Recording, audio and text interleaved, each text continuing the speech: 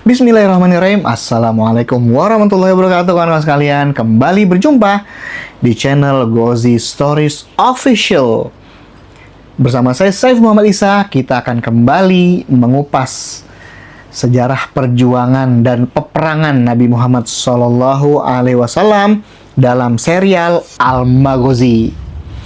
Kali ini kita akan mengupas tentang kedahsyatan Perang Mu'tah. Perang Mu'tah ini, kawan-kawan sekalian, memang tidak diikuti oleh Nabi Muhammad SAW, tetapi para sahabat beliau banyak yang terlibat di dalam Perang Mu'tah tersebut. Dan Perang Mu'tah ini juga memiliki pengaruh yang sangat besar sekali dalam langkah perjuangan kaum muslimin ke depannya. Ya, sebab pada momen Perang Mu'tah inilah pasukan tempur kaum muslimin pertama kali berhadapan face to face, ya, head to head begitu, dengan kekuatan tempur dari negara adidaya, yaitu Romawi Bizantium. Nah, bagaimana kisahnya, kawan-kawan sekalian? Ini dia, ya. Langit Madinah siang itu terasa berbeda. Pada bulan Jumadil awal tahun ke-8 Hijriah, kira-kira bertepatan dengan bulan September tahun 629 Masehi, suasana kota Madinah dipenuhi ketegangan yang belum pernah terjadi dan belum pernah dirasakan oleh kaum muslimin sebelumnya. Di Masjid Nabawi, Nabi Muhammad SAW berdiri di hadapan para sahabat. Wajah beliau tampak berat. Sebuah kabar memilukan baru saja tiba dari utara Jazirah Arab. Seorang utusan kaum muslimin ketika itu telah dibunuh. Menurut riwayat yang diriwayatkan secara tersendiri oleh Imam Al-Waqidi dalam kitab Al-Maghazi, meskipun sanad riwayat ini dinilai lemah oleh banyak ulama kaum muslimin, ternyata di situ dituturkan sebab dari pecahnya Perang Mu'tah. Pada saat itu, Nabi Muhammad SAW pernah mengutus seorang sahabat bernama Al-Haris bin Umair Al-Azdi. Nah, Al-Haris bin Umair ini, kawan-kawan sekalian, ditugaskan oleh Nabi Muhammad SAW untuk membawa surat menuju Busra. Ya, suratnya tentu saja surat dakwah. Surat dakwah ini diperintahkan oleh Nabi Muhammad SAW supaya diantarkan kepada penguasa Busra. Dan ketika itu tugasnya dilimpahkan kepada Al-Haris bin Umair Al-Azdi. Saat itu Busra berada di bawah kekuasaan Bani Ghassan, yaitu kerajaan Arab Kristen yang setia kepada kekaisaran Romawi Bizantium. Jadi memang Bani Ghassan ini bisa dibilang negara satelitnya Romawi Bizantium. Nah, namun ketika Al-Haris bin Umair ini sedang dalam perjalanan menuju Busra, kira-kira di kawasan Mu'tah itulah, kawan-kawan sekalian, Haris dihadang oleh seorang pemuka dari Bani Ghassan yang bernama Syurahbil bin Amr Al-Ghassani. Ya, Syurahbil bin Amr dari Bani Ghassan. Nah, kemudian tanpa ada salah dan dosa apapun, Syurahbil bin Amr ini menangkap. Ya, sebelumnya dia bertanya, "Engkau utusannya Muhammad ya?" Gitu katanya. Nah, Syurahbil bin Amr ini kemudian langsung menangkap Al-Haris bin Umair. Dan tanpa dosa dan kesalahan apapun, Al-Haris bin Umair ini dibunuh oleh Syurahbil bin Amr. Ya, kemungkinan hanya karena dia benci kepada Islam gitu. Dia benci kepada Nabi Muhammad SAW, benci kepada kaum muslimin. Al-Haris dibunuh. Nah, dalam tradisi diplomasi zaman itu, kawan-kawan sekalian, sebagaimana kita ungkap dalam episode-episode yang lalu, ya, seorang utusan tidak boleh dibunuh. Itu jadi konsensus tidak tertulis bagi seluruh entitas kerajaan maupun negara di zaman itu, ya. Membunuh utusan bisa dipandang sebagai sebuah penghinaan besar ketika berita bahwa Al-Haris bin Umair sudah dibunuh itu tiba di kota Madinah, Nabi Muhammad SAW sangat berduka sekaligus marah besar. Untuk pertama kalinya waktu itu negara Islam atau daulah Islam di Madinah akan menghadapi bayang-bayang kekuatan terbesar dunia saat itu, yaitu Kekaisaran Bizantium. Setelah sholat zuhur, kaum muslimin berhimpun di Masjid Nabawi. Nabi Muhammad kemudian menetapkan struktur komando perang dengan sangat jelas. Nah, jadi pasca datang kabar bahwa Al-Haris bin Umair sudah dibunuh oleh orang-orang Bani Ghassan, Nabi Muhammad SAW segera menghimpun pasukan kaum muslimin ya bersama para sahabat yang dikumpulkan pasca sholat zuhur waktu itu ya. Dan kemudian ketika pasukan sudah berhimpun itulah Nabi Muhammad SAW memberikan komandonya. Saat itu Nabi Muhammad memerintahkan bahwa pasukan akan dipimpin oleh seorang jenderal ya, yang ketika itu ditunjuk adalah Zaid bin Haritsah. Zaid bin Haritsah ini kawan-kawan sekalian adalah salah satu sahabat terkemuka ya, yang juga merupakan orang dekat Nabi Muhammad SAW. Kalau Zaid bin Haritsah gugur, lanjut Nabi Muhammad SAW, kalau Zaid bin Haritsah gugur, maka yang menjadi komandannya adalah Ja'far bin Abi Thalib. Nah, Ja'far bin Abi Thalib ini kalau kalian adalah kakaknya Ali bin Abi Thalib. Jadi memang masih ada hubungan kerabat sama Nabi Muhammad SAW. Jadi sepupunya ya. Ja'far bin Abi Thalib ini sepupunya Nabi Muhammad SAW dan adalah kakaknya Ali bin Abi Thalib. Nah, jika Ja'far bin Abi Thalib gugur juga, maka komando pasukan Islam berada di tangan Abdullah bin Rawahah. Nah, jadi tiga ini nih yang diperintahkan oleh Nabi, masing-masing akan menjadi komandan dalam pertempuran itu. Kalau Zaid bin Haritsah gugur, diambil alih Ja'far bin Abi Thalib. Kalau Ja'far bin Abi Thalib gugur juga, diambil alih oleh Abdullah bin Rawahah. Nah, kalau ternyata Abdullah bin Rawahah syahid juga, gugur juga, maka saat itu pasukan kaum muslimin diberikan kewenangan, diberikan kebebasan untuk mengangkat siapa yang mereka sepakati sebagai komandan berikutnya. Nah, ternyata kawan-kawan sekalian, ketika Nabi Muhammad SAW sedang memberikan komandonya ya kepada pasukan kaum muslimin pada saat itu ya di Masjid Nabawi, maka datanglah ketika itu ya seorang Yahudi namanya Nu'man bin Funhush. Ya. Jadi ketika itu ada seorang Yahudi ikut di situ gitu. Ikut ya kan, kalau misalnya sebuah pasukan sedang bersiap, sedang berkumpul kan biasanya banyak yang ngeliatin gitu kan ya. Banyak yang ngeliatin, orang-orang warga gitu pada ngeliatin ini lagi ada apa nih yang terjadi gitu. Nah, salah satunya itu adalah si Nu'man bin Funhush ini, orang Yahudi. Nah, si Nu'man bin Funhush orang Yahudi ini kemudian dia berkomentar ya, jika Muhammad benar-benar seorang nabi, kata dia, maka siapapun saja yang tadi disebut pasti akan mati, kata dia. Nah, ini ya. Lah, kan tadi disebut siapa? Zaid bin Haritsah, Ja'far bin Abi Thalib. Kalau Ja'far gugur, Abdullah bin Rawahah. Berarti itu semuanya akan mati itu, kata Funhush. Dahsyat ini ya. Ininya apa? Omongannya gitu ya. Tentu saja dia ngomong begitu, apa kira-kira niatannya? Mau menghancurkan semangat, motivasi dan keberanian kaum muslimin, pasukan muslimin ya.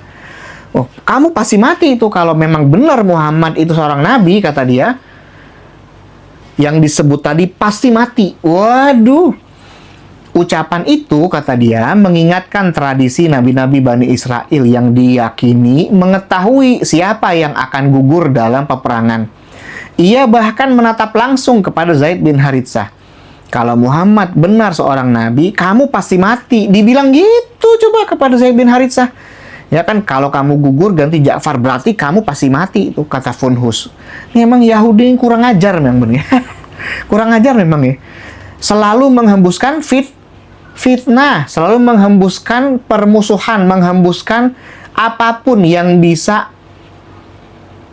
menjatuhkan semangat kaum muslimin. Namun ketika itu pasukan kaum muslimin tetap teguh keimanan dan semangatnya. Maka terkumpullah 3.000 prajurit, 3.000 prajurit kawan sekalian ya, yang akan berangkat ya menuju Mu'tah di sekitar situ gitu. Nah, sebelum berangkat, Nabi Muhammad SAW mengiringi pasukan hingga Saniyatul Wada. Di sana beliau memberikan pesan-pesan perang yang memperlihatkan akhlak Islam yang berbeda dari tradisi perang brutal saat itu.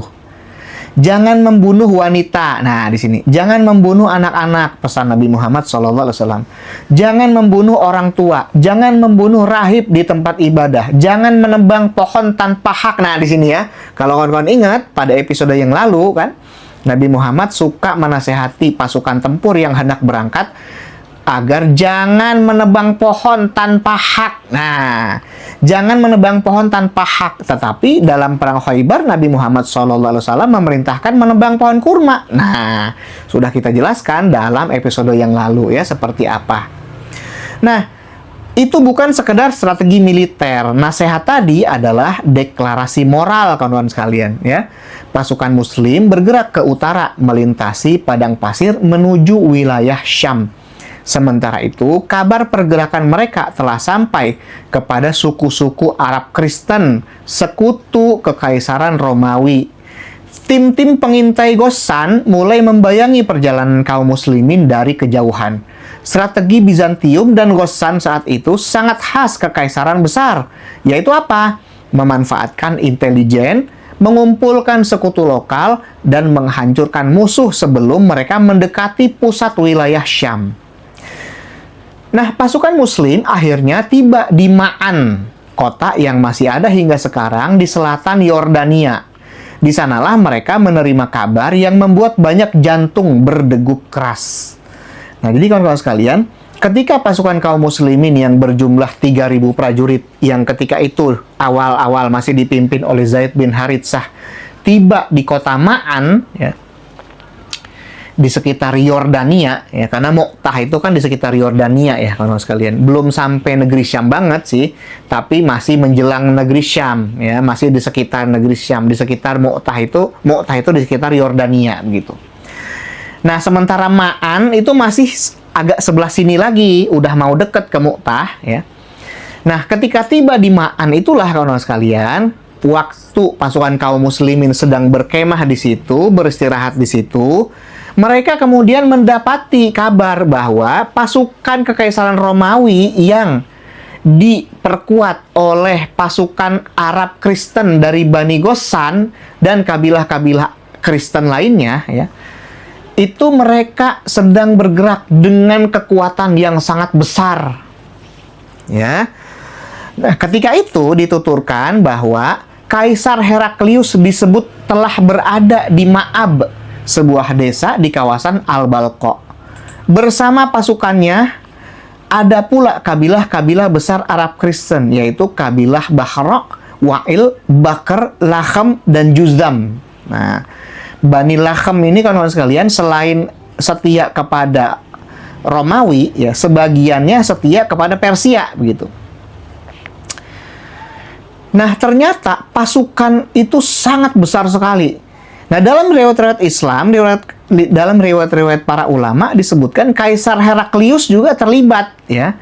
Nah, walaupun memang ternyata kalau di cross check begitu dengan sumber-sumber Bizantium atau sumber-sumber Yunani lainnya ya, ternyata pada momen itu memang diduga Kaisar Heraklius ada di sekitar Suriah ketika itu ya.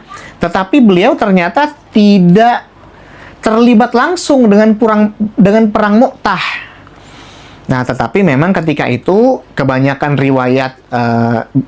riwayat dari sumber-sumber Islam itu menyebut nama Kaisar Heraklius karena ingin memperlihatkan betapa besar dan betapa dahsyatnya kekuatan pasukan Romawi yang diperkuat dengan pasukan Arab Kristen ketika itu, sehingga nama Kaisar Heraklius pun disebut juga begitu. Padahal kalau dari sumber-sumber Yunani yang tersedia dan sampai kepada kita, ya kemungkinan besar Kaisar Heraklius ketika itu tidak terlibat langsung dalam perang Mu'tah, walaupun memang ada dugaan Kaisar Heraklius waktu itu ada di sekitar Suriah itu, ada sekitar Suriah, sekitar Yordania gitu, tapi tidak terlibat langsung dalam perang Mu'tah. Nah, ternyata kawan sekalian, disebutkan bahwa jumlah pasukan Romawi Bizantium pada saat itu terhimpun kira-kira 100.000 prajurit. Dahsyat, ya. Sementara pasukan kaum muslimin cuma berapa? 3.000, ya. Sebagaimana tadi sempat kita singgung, ada 3.000 prajurit pasukan kaum muslimin. Sementara pasukan Bizantium, ya, dengan sekutu-sekutunya dari kabilah Arab Kristen 100.000. Subhanallah wa bihamdi, ya. Ya, memang ketika itu, ya, pasukan gabungan antara Romawi Bizantium dengan kabilah Arab Kristen ini dipimpin oleh seorang komandan bernama Malik bin Zafilah al-Balli, ya. Malik bin Zafilah al-Balli. Nah, tetapi memang angka 100.000 prajurit ini memang masih banyak diperselisihkan oleh para sejarawan modern, ya. Karena memang banyak yang menilai jumlah itu terlalu besar untuk logistik abad ke-7 Masehi, ya. Namun hal yang pasti, ya, pasukan muslim menghadapi kekuatan yang jauh lebih besar. Jadi memang jumlah 100.000 prajurit itu memang agak kurang masuk akal, kawan sekalian. Kayak kebanyakan gitu, ya. Ya, kemungkinan memang ada yang menaksir kira-kira jumlahnya hanya 15.000 sampai 20.000 prajurit begitu. Sementara kaum muslimin jumlahnya 3.000-an prajurit. Nah, tetapi terlepas dari berapapun perkiraan jumlah pasukan yang terlibat dalam perang Mu'tah, satu hal yang bisa kita ambil dugaan kuat dan satu hal yang bisa kita pastikan itu adalah pasukan kaum muslimin pada perang Mu'tah itu jauh lebih sedikit ketimbang pasukan musuh, ya, dari Kekaisaran Bizantium. Jadi memang jomplang gitu, kekuatan tempurnya jomplang sekali, ya. Pasukan muslim lebih sedikit, sementara pasukan Kristen, ya, Kristen Bizantium dan Arab Kristen ketika itu bergabung, ya, itu jauh lebih banyak jumlahnya, teman-teman sekalian. Nah, ketika mendapatkan kabar, ya, ketika mereka tiba di Ma'an, berkemah di situ, beristirahat di situ, dan dapat informasi intelijen, kabar bahwa pasukan musuh jauh lebih banyak berkali-kali lipat, ya. Para sahabat, para komandan ini pun kemudian bermusyawarah. Sebagian mengusulkan agar dikirim surat kepada Nabi Muhammad SAW untuk meminta tambahan pasukan atau bahkan mengundurkan diri saja dari medan perang, ya. Cukup wajar, ya, kawan-kawan sekalian, gitu. Ya, gimana? Ya, kalau misalnya kita bayangkanlah misalnya kita gitu, ya, lagi dalam sebuah ekspedisi tempur, ketika lagi di tengah jalan dapat kabar pasukan musuh lebih banyak loh jumlahnya, pasti muncul itu rasa, ya. Rasa apa, ya? Rasa cemas, khawatir, muncul. Itu satu hal yang manusiawi gitu, satu hal yang cukup wajar, ya, muncul dalam diri seseorang. Rasa takut ada juga, namanya orang gitu, namanya manusia, ya. Nah, para sahabat kan juga manusia biasa yang pasti akan muncul juga rasa cemas, rasa khawatir seperti itu, gitu. Apalagi yang mereka lawan adalah negara adidaya, pasukannya jumlahnya lebih banyak, persenjataan lebih kuat, mereka bergabung antara orang-orang Yunani dengan orang-orang Arab gitu. Nah, makanya kemudian muncul gagasan, ya udah kita kirim aja surat minta bantuan pasukan tambahan dari Nabi Muhammad SAW, atau ya udah kita mundur aja sekalian dulu gitu. Nah, tetapi kawan-kawan sekalian, pada momen itu, ya, muncullah sesuatu yang sangat luar biasa, yaitu suntikan keimanan dan motivasi. Dari mana? Dari salah seorang sahabat Nabi Muhammad SAW, yaitu Abdullah bin Rawahah. Nah, kawan-kawan sekalian, secara strategis pasukan muslim berada dalam posisi yang sangat berbahaya. Nah, ini, ya, kalau kita lihat dari secara strategi militer, ya. Kenapa? Jumlah pasukan kaum muslimin jauh lebih kecil. Yang kedua, letak atau posisi tempat pertempurannya jauh dari Madinah. Ya jauh, itu udah mau sampai ke negeri Syam tuh, ya Yordania itu ratusan kilometer tuh, jauh dari Madinah tuh. Jalur suplai juga jauh panjang, ya. Dan menghadapi gabungan pasukan Bizantium dan Arab. Nah, tetapi Abdullah bin Rawahah kemudian memberikan motivasi. Apa yang dia katakan? Wahai kaumku, demi Allah yang kalian benci, justru itulah yang kalian cari, yaitu syahid. Kita tidak memerangi manusia karena jumlah dan kekuatan. Kita memerangi mereka dengan agama ini yang Allah muliakan. Nah, itu ya. Kata-kata itu membakar semangat pasukan. Karena memang Abdullah bin Rawahah ini, kalau sekalian, juga adalah seorang penyair. Ya, penyair yang memang membela Islam dengan syair-syairnya, begitu. Nah, maka kemudian dengan membulatkan tekad dan semangat, pasukan kaum muslimin pun bergerak menuju Mu'tah. Di medan perang, debu gurun berterbangan. Dari kejauhan, pasukan Bizantium dan sekutu Arab tampak seperti lautan besi. Kuda-kuda perang, tombak panjang, baju zirah Romawi, panji-panji suku Arab Kristen, semuanya memenuhi cakrawala. Dalam salah satu riwayat, Abu Hurairah yang ketika itu juga ikut dalam perang Mu'tah mengisahkan pengalamannya ketika melihat pasukan musuh yang sangat besar. Ia mengaku merasa takut melihat emas, sutra, kuda perang, dan perlengkapan militer musuh. Seorang sahabat lain yang bernama Sabit bin Arqam menegurnya, "Apakah kau lupa perang Badar? Kita menang bukan karena jumlah, wahai Abu Hurairah." Nah, begitu kira-kira. Nah, jadi memang dari riwayat Abu Hurairah ini, kalau sekalian, semakin mengkonfirmasi ada rasa cemas juga gitu dalam diri para sahabat, ada rasa khawatir dan ada rasa takut juga, dan itu wajar, ya, wajar terjadi dalam diri manusia karena memang dalam diri manusia itu ada rasa takut, rasa cemas, khawatir. Ya, gimana nih kalau kalah gitu? Gimana nih kalau nyawa kita terancam? Itu cukup beralasan dan sangat wajar. Tetapi yang membedakan kita dengan para sahabat itu adalah para sahabat walaupun cemas, walaupun takut, mereka berhasil selalu menguatkan tekad dan iman mereka untuk terus menaati perintah Allah Subhanahu wa taala dan Rasul-Nya dengan sabar. Nah, pertempuran pun kemudian dimulai, kawan-kawan sekalian. Strategi Bizantium bertumpu pada superioritas jumlah dan tekanan frontal. Mereka ingin menghancurkan pasukan muslimin dengan cepat sebelum mobilitas gurun dapat dimanfaatkan. Ya, sebagaimana kita bisa lihat ya dalam rentang sejarah, memang pasukan Romawi itu terkenal dengan kekuatan pertahanannya. Mereka punya formasi-formasi tempur yang itu sulit ditembus, ya. Misalnya mereka punya formasi apa? Falangs misalnya ya. Mereka memiliki perisai-perisai yang lebar-lebar, tinggi-tinggi sehingga bisa dijajarkan dan memperkuat pertahanan mereka gitu. Mereka juga kalau misalnya berperang gitu menggunakan tombak-tombak yang panjang atau menggunakan baju-baju zirah yang kayak Iron Man gitu, kayak robot gitu ya.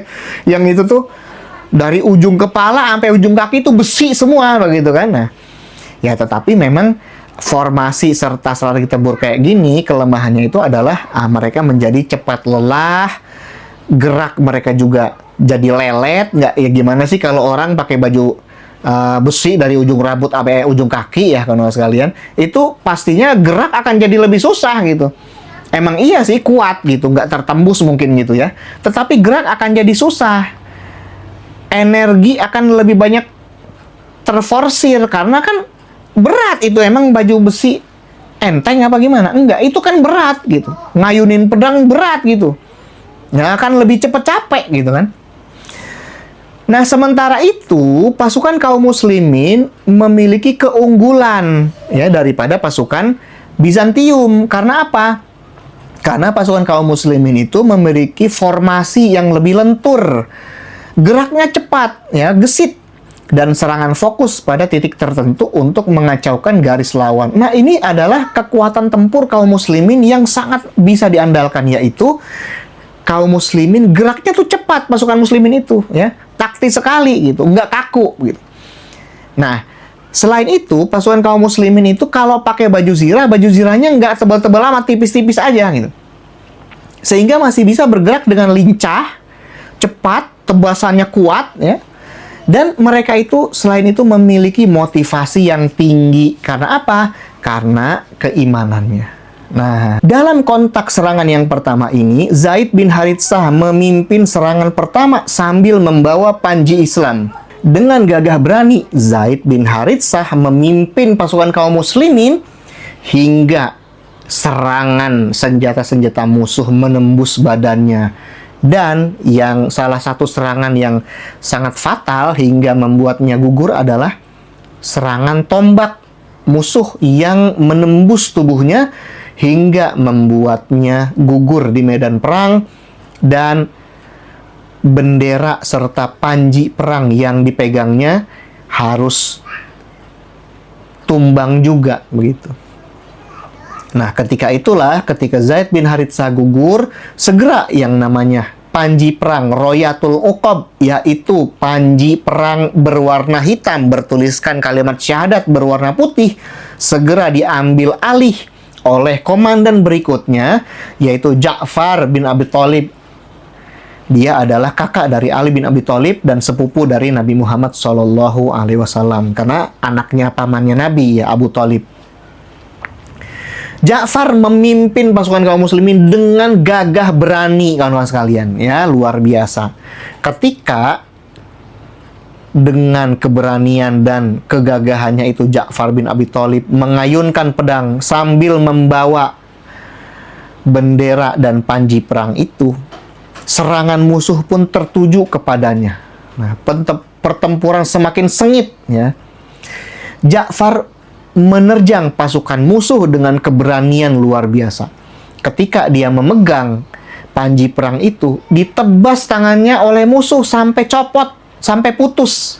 Maka kemudian dia ambil panji perang itu dengan tangan yang masih ada, ditebas lagi, putus lagi tangannya, kawan-kawan sekalian.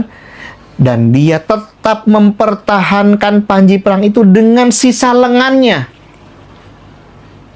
Hingga kemudian senjata musuh pun, serangan-serangan musuh pun mengalir deras ke tubuhnya hingga ia gugur sebagai syahid.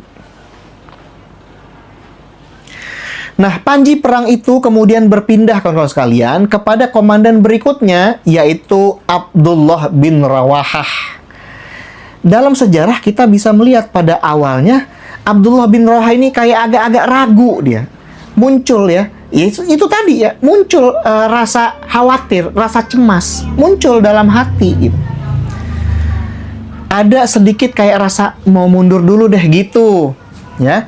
Tetapi kemudian ia segera meneguhkan dirinya, turun dari kudanya lalu menyerbu musuh hingga gugur sebagai syahid. 3 komandan utama gugur seluruhnya.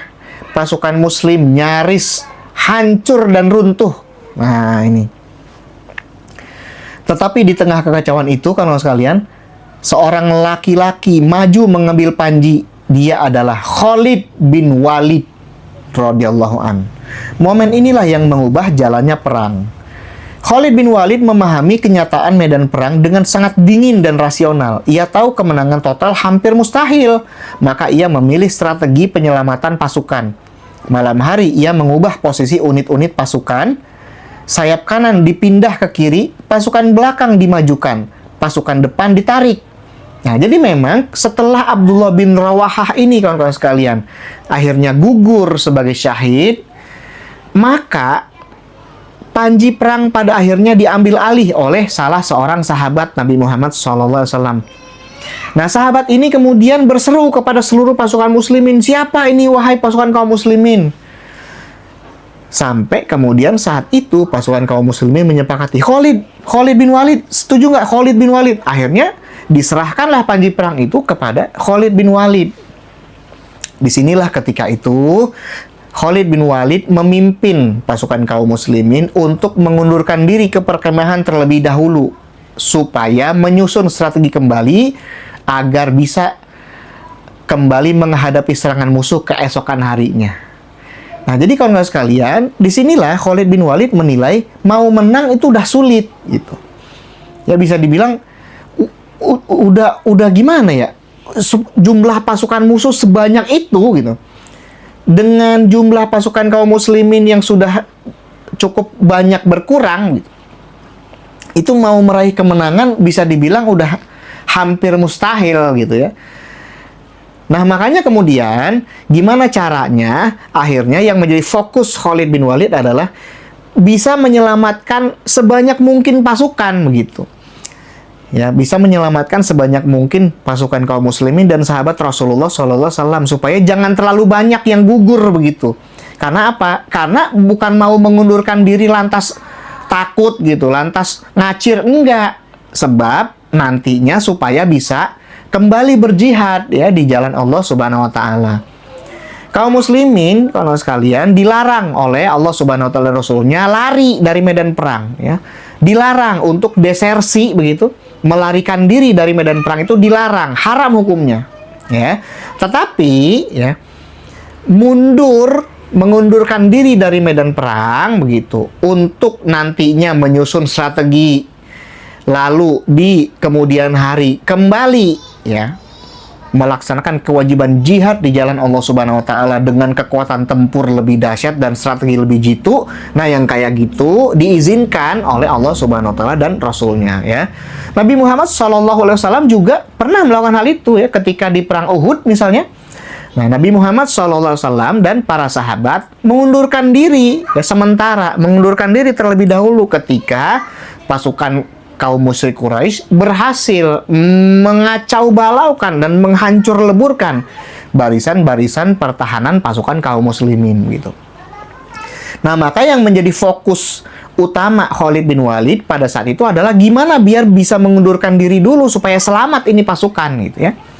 Nah, makanya malam itu Khalid bin Walid kemudian menyusun strategi, dia mengacak pasukan. Jadi sayap kiri dioper ke sayap kanan dioper ke sayap kiri. Sementara pasukan di sayap depan, ya pasukan di sebelah depan ditarik mundur ke belakang dan yang di belakang dibawa supaya bisa merangsek terus ke depan.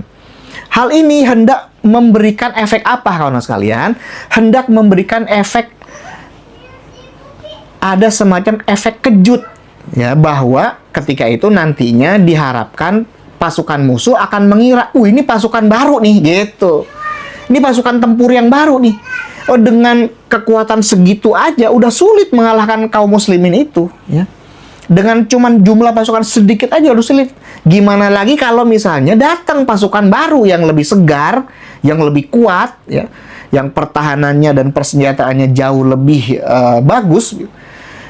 Nah, ingin menghadirkan kesan itu di hadapan musuh. Makanya kemudian keesokan harinya, ya, selain menempatkan pasukan dengan susunan seperti itu, Khalid bin Walid juga memerintahkan agar pasukan yang nanti maju gitu dari belakang itu membawa pelepah kurma supaya ketika mereka memacu kuda mereka itu pelepah kurmanya diseret di atas pasir supaya menghasilkan debu-debu dan menerbangkan debu-debu gurun supaya seolah terlihat debu gurunnya sedemikian banyak gitu.